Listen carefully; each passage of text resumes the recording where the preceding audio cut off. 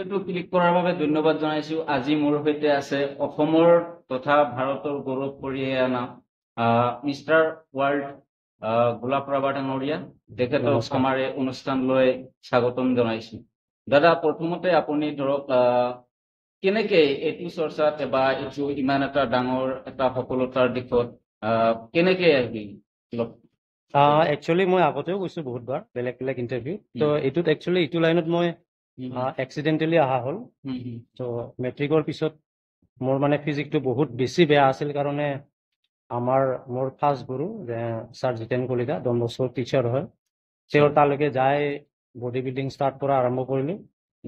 তেতিয়া বেছিক মানে এক্সাৰচাইজবিলাক তেওঁ শিকাইছিল ধৰক, আৰু মেচিন চেচিনৰ তেতিয়া ইমান মানে সেই নাছিল, প্ৰচলন নাছিল। আমি বাৰ প্লেটেড দি তেনেকে ষ্টাৰ্ট কৰিছিলোঁ।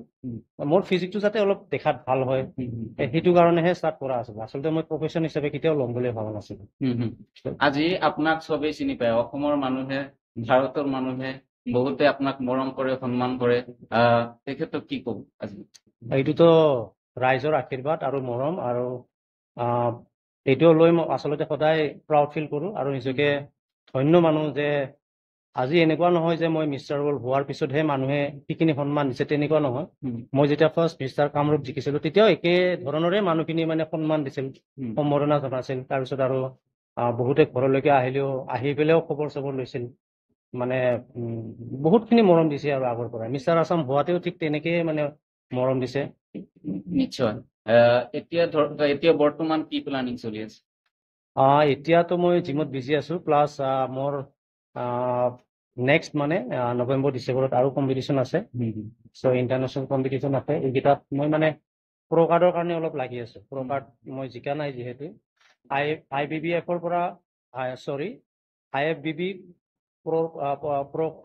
পৰা মই প্ৰ' কাৰ্ড মানে এতিয়াও জিকিব পৰা নাই, তো তাৰ কাৰণে লাগি আছোঁ। অডিয়েন্সক কৈ দিওঁ, দাদাই ডাঙৰ এটা জিম চেণ্টাৰ খুলিছে। যদি কোনোবা সদাশয় ব্যক্তিয়ে জিমত জইন কৰিব বিচাৰে কণ্টেক্ট কৰিব পাৰে। মই স্ক্ৰীণত কণ্টেক্ট নাম্বাৰটো দি দিম। দাদা কি ক'ব? চিয়'ৰ, যিমান মানুহ আহে আমি ভাল পাওঁ। আৰু এনেকুৱা নহয় যে চবেই বডি বিল্ডিং কৰিবৰ কাৰণে জিমত আহিব, এনেকুৱা নহয়। বহুতো ৰং কনচেপ্ট আছে আমাৰ, বিশেষকৈ আমাৰ এৰিয়াত। চবে ভাবি লয় কি জিমত অহাৰ লগে লগে লোহা দাঙিব লাগিব, ডাঙৰ ডাঙৰ মেচিনবিলাক ইউজ কৰিব লাগিব, তেনেকুৱা নহয়। আমাৰ চব ছেকশ্যনৰ মানুহৰ কাৰণে বেলেগ বেলেগ এক্সাৰচাইজ আছে। যেনেকুৱা ধৰণৰ আপোনাৰ যদি এজন বাচ্চা হয় তাৰ কাৰণে এক্সাৰচাইজ বেলেগ হ'ব, বয়সস্থ মানুহৰ কাৰণে বেলেগ হ'ব, আৰু যদি মিডিল এজড হয় তেওঁৰ কাৰণে বেলেগ হ'ব, যদি বহুত ষ্ট্ৰং ল'ৰা বা ছোৱালী হয় তেওঁৰ কাৰণে এক্সাৰচাইজ বেলেগ হ'ব, ডায়েট বেলেগ হ'ব। চ' জিমত চবে আহিব পাৰে, চবে এক্সাৰচাইজ কৰিব পাৰে, ইয়াতে কোনো ধৰণৰ সংকোচ কৰিব নালাগে। আগতে মই দেখা পাইছোঁ ছোৱালীখিনি বা তিৰোতা মানুহখিনি আমাৰ ইয়াতে এক্সাৰচাইজ তেনেকৈ নকৰিছিল, বা বহুত ঘৰৰ পৰা সমাজৰ পৰা বহুত বাধা আছিল। বাট আমিতো এনেকৈ এতিয়াতো নাই তেনেকুৱা। এতিয়া বহুতখিনি ছোৱালী বা তিৰোতা বহুতখিনি আহে আমাৰ জিমত। That's a very good sign. ৱৰ্ল্ডৰ ভিতৰত যিটো নাম কঢ়িয়াই আনিলে আপুনি, আৰু বেলেগ বেলেগ যেতিয়া আমাৰ ক্লাইণ্ট এজন যদি তাৰ ফিজিকেলি কিবা যদি এটা ইছ্যু থাকে, তেনেকুৱা কিছুমানৰ নি ইঞ্জুৰি থাকে, তো তাৰ কাৰণে মই অলপ বেলেগকৈ ষ্টাডি কৰোঁ। এতিয়াও মই কণ্টিনিউছলি ষ্টাডি কৰি আছোঁ। এজন যুৱক বা যুৱতীয়ে বডি বিল্ডাৰ ভাল বডি বনাবলৈ কি কি প্ৰয়োজন আছে বুলি আপুনি ভাবে? এইটো একচুৱেলি নৰ্মেল একদম সাধাৰণ কথা, এইটো চবে জানে। ভাল খাব লাগে, ফিজিকেল এক্টিভিটিজ কৰিব লাগিব। খোৱাটো কি কি খাব লাগে? খোৱাটো তাৰমানে কি, আমি হাই প্ৰটিনছ লওঁ, আৰু ল' ফেটছ, হেল্ডি ফেটছ লওঁ, তাৰপিছত আনহেল্ডি ফেটছটো একদম ল' কৰি দিওঁ। তাৰপিছত কাৰ্বহাইড্ৰেটছ, চিম্পল কাৰ্বহাইড্ৰেটছটো আমি পৰাপক্ষত বন্ধ কৰি দিওঁ বা একদম লিমিটেড কৰি দিওঁ। কমপ্লেক্স কাৰ্বহাইড্ৰেটছটো বাঢ়াই দিওঁ, আৰু যিবিলাক ফাইবাৰ্ছ থকা ফ্ৰুটছ হওক, ভেজিটেবলছ হওক, এইবিলাক বাঢ়াই দিওঁ।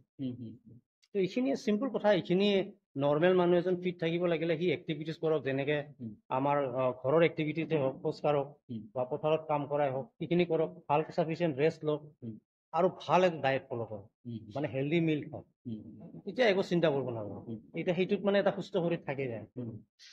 আৰু 2022ত আপোনাৰ কম্পিটিশ্যন এটা আছিল, এইটো ক'ত আছিল? 2022ত মই খেলিছিলোঁ এমেচাৰ অলিম্পিয়া। তো এমেচাৰ অলিম্পিয়া, তাৰপিছত আৰু NPC আচলতে এটা বহুত ডাঙৰ ফেডাৰেশ্যন হয়। NPC-টো হয় ডাইৰেক্ট মিষ্টাৰ অলিম্পিয়াৰ লগত ৰিলেটেড মানে এটা ফেডাৰেশ্যন। চ' মিষ্টাৰ অলিম্পিয়া খেলিব লাগিলে NPC থ্ৰু দি যাব লাগিব, যিখিনি মানে মই ফাৰ্ষ্ট ষ্টাৰ্ট কৰাতে মই এইটো সুবিধা পোৱা নাছিলোঁ, বা সেইটো লিংকটো নাছিলে আমাৰ লগত। চ' আমি মানে বহুত কষ্ট কৰি এটা লিংক বনালোঁ, তাৰপিছত মই NBCৰ পৰা মিষ্টাৰ আছাম হোৱা নাছিলোঁ। 2022ত মই তাৰ পৰা মিষ্টাৰ আছাম হৈছোঁ।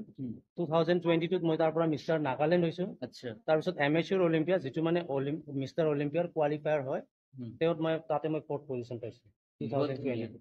আপুনি এনেকুৱা নাম আৰু কৰি যাওক আমাৰ অসমৰ কাৰণে এইটো গৌৰৱময় এটা কথা আৰু যিমান পাৰে সিমান কৰি যাওক তাৰে আমি আশা ৰাখিছোঁ আৰু ধৰক আপুনি দিনটো কেনেকৈ ষ্টাৰ্ট নৰ্মেলিতো মই অলপ দেৰিকে উঠোঁ।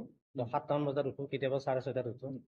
বিকজ মানে মোৰ এক্সাৰচাইজটো এতিয়া একেবাৰে ৰাতি কৰা যায়। যেতিয়া জিমটো অলপ খালী থাকে, মই অলপ মানে অড টাইমত এক্সাৰচাইজ কৰোঁ। যেতিয়া জিম অলপ খালী হয়, যেনেকুৱা ধৰক দিনৰ 11টা বা 12টা, নহ'লে ৰাতি 11টা বা 12টা, তেনেকৈ মানে ষ্টাৰ্ট কৰা হয়।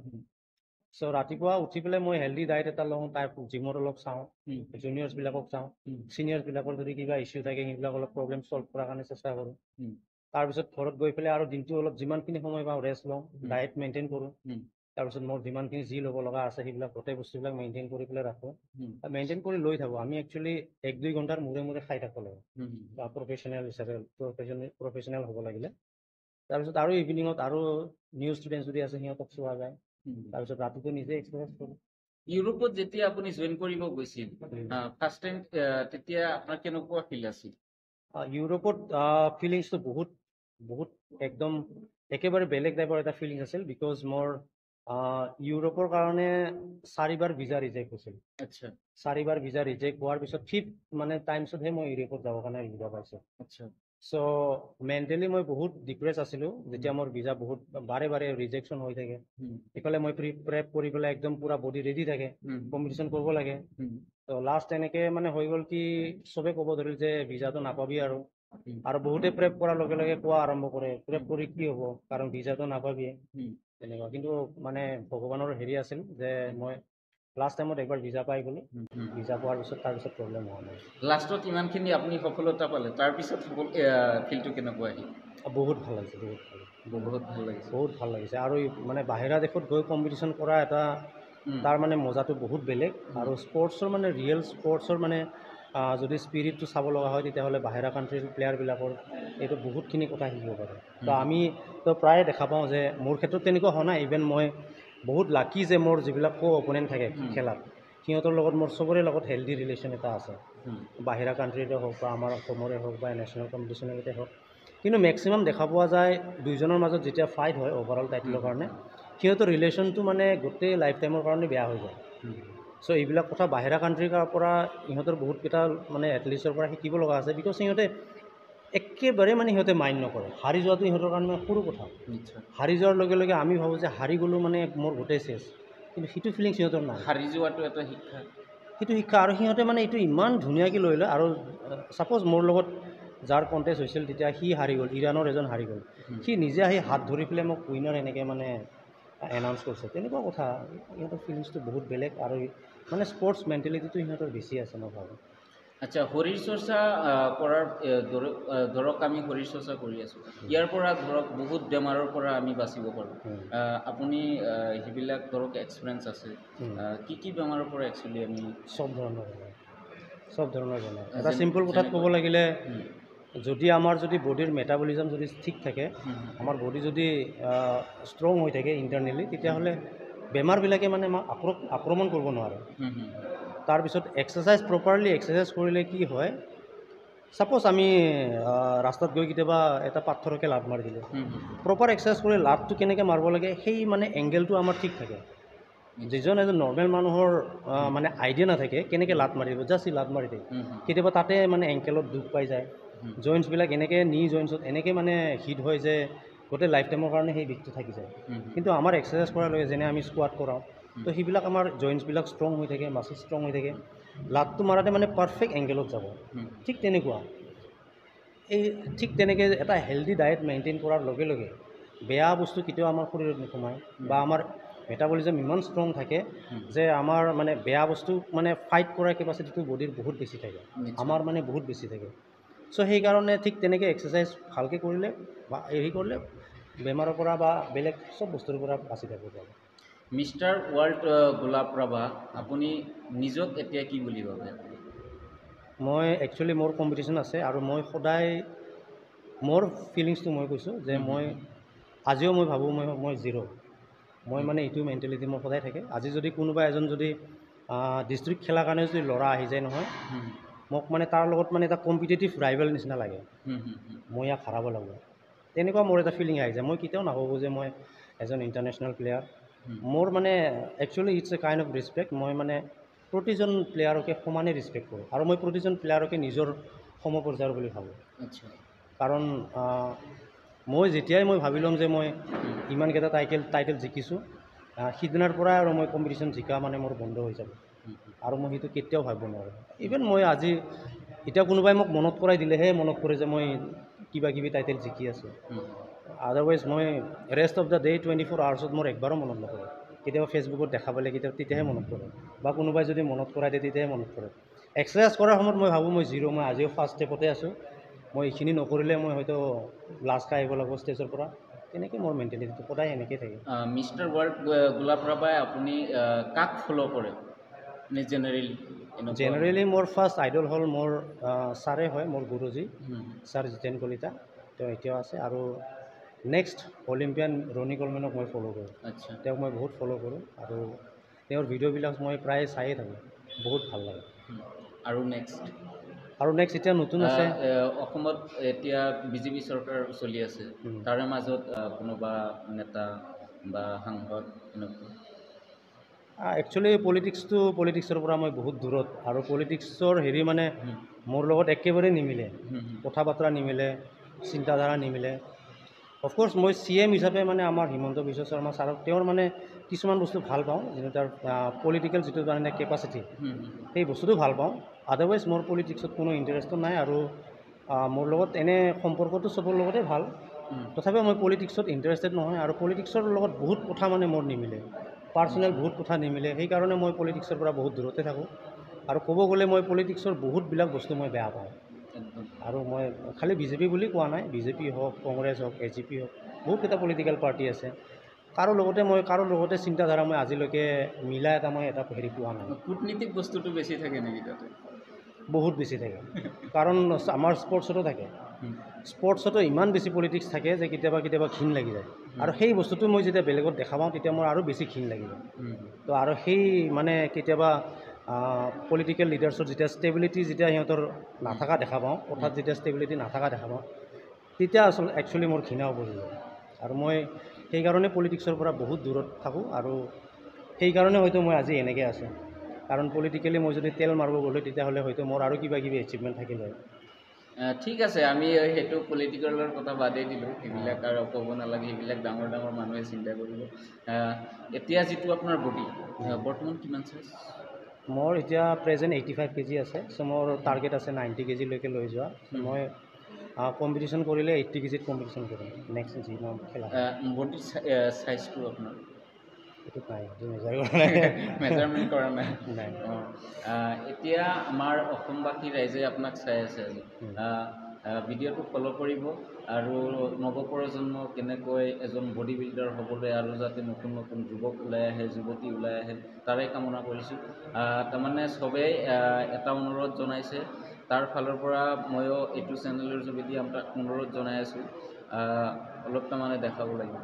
আপোনাৰ যিমতে বহি আছোঁ অলপ একচুৱেলি মানে বডিটো এনেকৈ দেখালে ঠিক নহয়। মই তো অলপ কেমেৰা আহি হ'লে দেখাব পাৰিম। হ'ব, দেখাই দিম পিছত। এতিয়া কণ্টিনিউ কৰোঁ। আচ্ছা, ঠিক আছে। এতিয়া বাকী ধৰক প্লানিং, আগন্তুক যিটো আপোনাৰ ফিউচাৰত কি কৰিব মন আছে? ধৰক এতিয়া জিম খুলিছে আপুনি, ইমান ডাঙৰ এটা জিম খুলিছে, যাতে যুৱক যুৱতীয়ে ভাল এটা শৰীৰ চৰ্চা কৰি আছে, আৰু আগন্তুক ফিউচাৰত কি কৰিবলৈ মন আছে? এতিয়া ডিচেম্বৰলৈকে মোৰ একোৱেই মাথাত একো নাই। ডিচেম্বৰলৈকে মোৰ কম্পিটিশ্যন আছে, নৱেম্বৰ আৰু ডিচেম্বৰত। মই তাৰ কাৰণে প্ৰেপ ষ্টাৰ্ট কৰিম। একচুৱেলি মই এতিয়াও প্ৰেপ ষ্টাৰ্ট হোৱা নাই, মোৰ জাষ্ট মানে লাইট এটা 1 উইকৰ ষ্টাৰ্ট কৰা হৈছে। চ' মোৰ আৰু 1 উইকৰ পিছত প্ৰেপটো মানে বহুত বেলেগ এটা লেভেলত গুচি যাব। চ' এতিয়া মোৰ মাইণ্ডত একদম একেবাৰে একো কথা নাই। মই এতিয়া খালি খেলাখন খেলিব লাগে, আৰু যিহেতু মই NPCৰ পৰা প্ৰ' কাৰ্ড জিকা নাই, বেলেগ ফেডাৰেশ্যনৰ পৰা জিকিছিলোঁ, কিন্তু NPCৰ পৰা জিকা নাই। বিকজ NPCৰ প্ৰ' কাৰ্ড জিকাটো টাফেষ্ট মানে হয় ৱৰ্ল্ডৰ ভিতৰতে। আৰু even if I became one of the pro' card holders. That means এইটো এটা মোৰ কাৰণে বহুত ডাঙৰ এচিভমেণ্ট আৰু লাইফ টাইমৰ কাৰণে বহুত ডাঙৰ এচিভমেণ্ট। প্লাছ আপুনি চাব এমেচিয়ৰ অলিম্পিয়াৰ মেডেল, এমেচিয়ৰ অলিম্পিয়াৰ মেডেলটো মানে ইমান এটা প্ৰাইচলেছ ট্ৰেজাৰ হয়। এইটো বস্তু মানে ৱৰ্ল্ডৰ কোনা কোনা ছিলেক্টেড কিছুমান বডি বিল্ডাৰ্ছৰ হাততহে আছে। চ' মই নিজে প্ৰাউড ফিল কৰোঁ যে মই বকৰ নিচিনা, আমাৰ এই বকৰ নিচিনা 5 লাখ নিচিনা জাগাত মই মেডেল এটা আজি মোৰ ঘৰত আছে।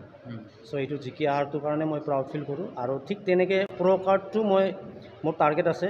তো ভগৱানে যদি চব ঠিক ঠাক কৰে তেতিয়াহ'লে প্ৰ' কাৰ্ড মই একদিন মই এইটো জেগাত লৈ আহিম। আৰু বডি বিল্ডাৰৰ বাহিৰে আৰু কি কি কামৰ লগত জড়িত? মই বেলেগ একো কামৰ লগত জড়িত নাথাকোঁ, মই বডি বিল্ডিঙৰ লগতে থাকোঁ। একচুৱেলি অফক'ৰ্ছ কি অসমৰ যিখন আমাৰ NPCৰ ফেডাৰেশ্যন আছে সিখনৰ ময়ে হেড হয় আৰু সিখন ময়ে চলাওঁ একচুৱেলি।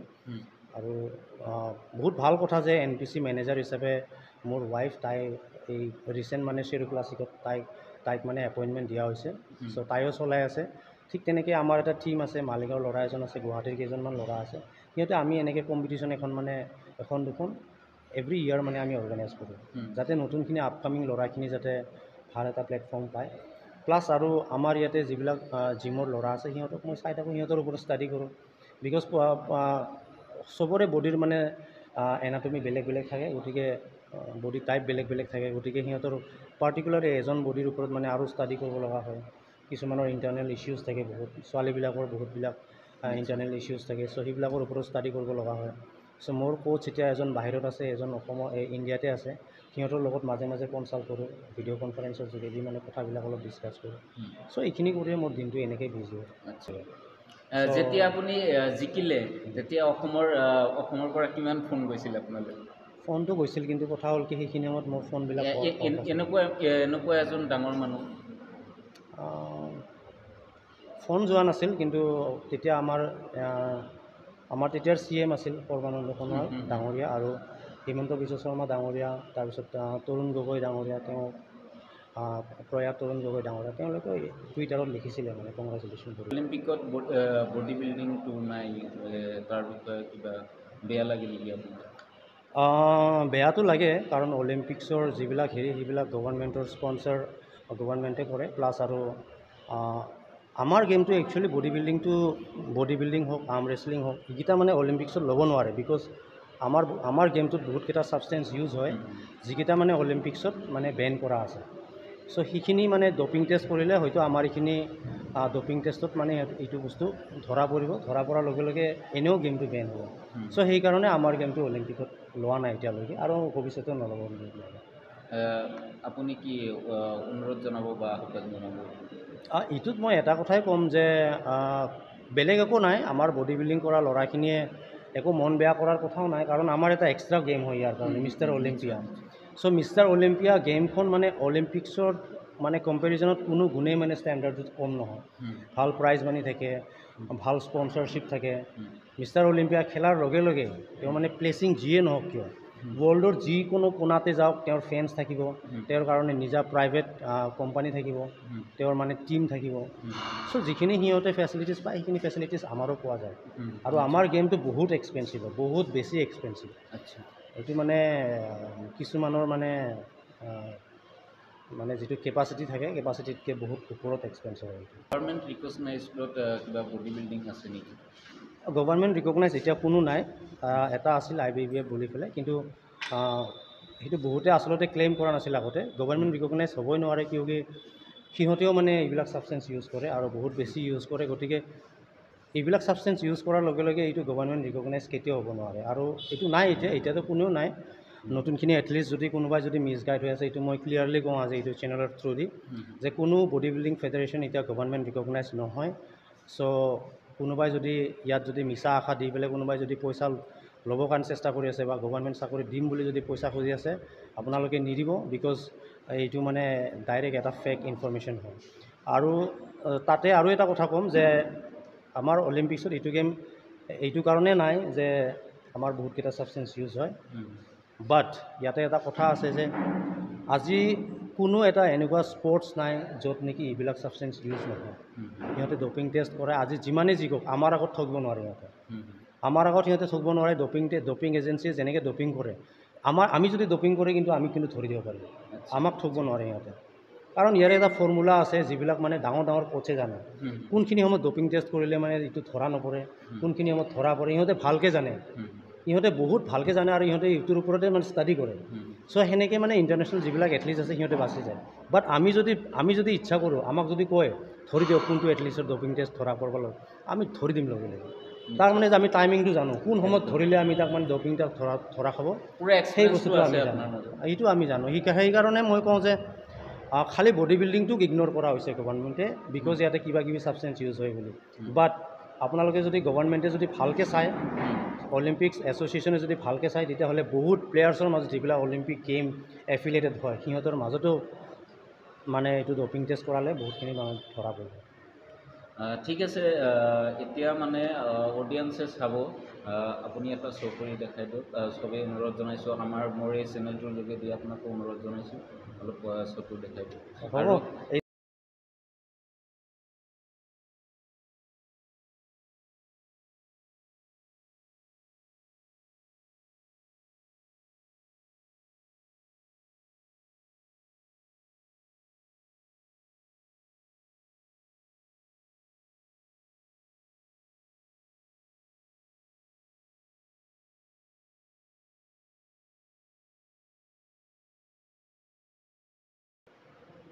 তো এইখিনিতে বহুত কথা পাতিলোঁ, দাদাই বহুত কথা আমাক জনালে। ভিডিঅ'টো লাইক কৰিব, শ্বেয়াৰ কৰিব। দাদা বহুতখিনি সময় দিয়াৰ কাৰণে আপোনাক অশেষ ধন্যবাদ জনাইছোঁ। Thank U.